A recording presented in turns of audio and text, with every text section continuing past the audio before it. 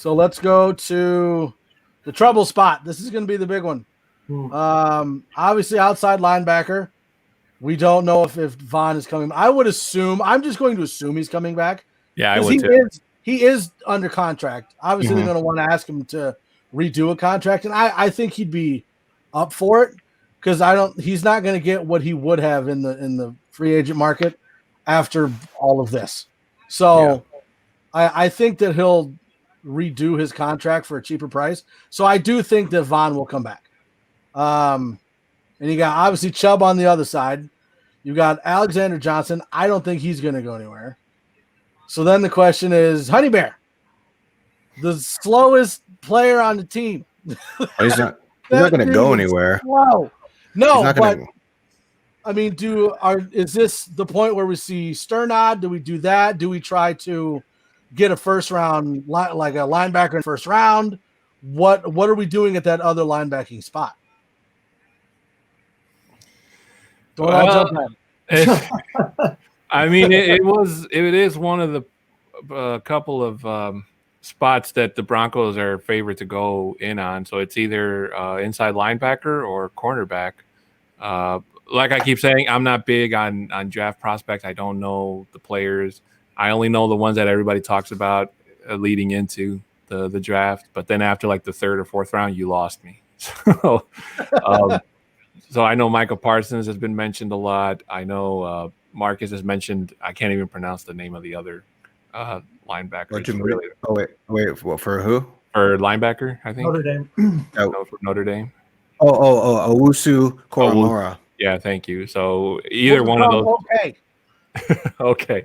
So okay will be fine. Caleb for cornerback would also be good because the Broncos are more than likely going to move on from AJ Bouye. So if they can get one of those two, I think they'll be fine. Yeah, I think there's quite a few options at linebacker that I mean, worst case scenario, we end up with what we had this year at linebacker, which wasn't terrible. I mean, you just gotta. I mean, I expect him to tender Alexander Johnson. Can't say AJ. He gets angry. He gets real angry. Josie Jewell was fine, but he's pretty much a younger but lesser Todd Davis. Yeah. Where he's not run amazing. Stuff Yeah, he's not great in coverage.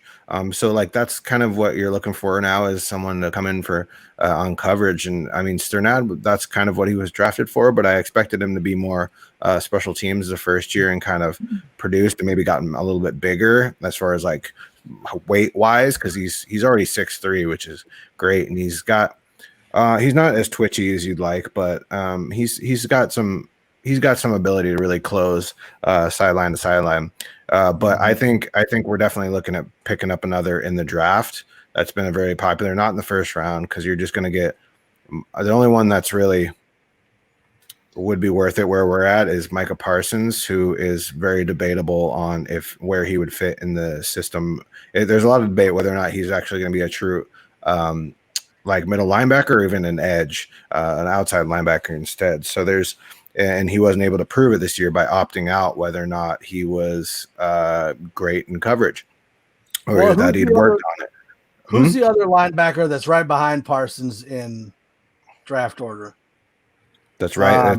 There's debates. There's Zaven Collins, the second ranked linebacker. Owusu would be probably the overall second, but he's a hybrid. He's like your safety linebacker hybrid. Then there's Zaven Collins, Nick Bolton. The one that's really been rising up is Cameron McGrone, but he's looking at, it was like third, fourth round. Now it's looking at maybe second round he's going to go. So that's the one that's the sneaky pick that is really good.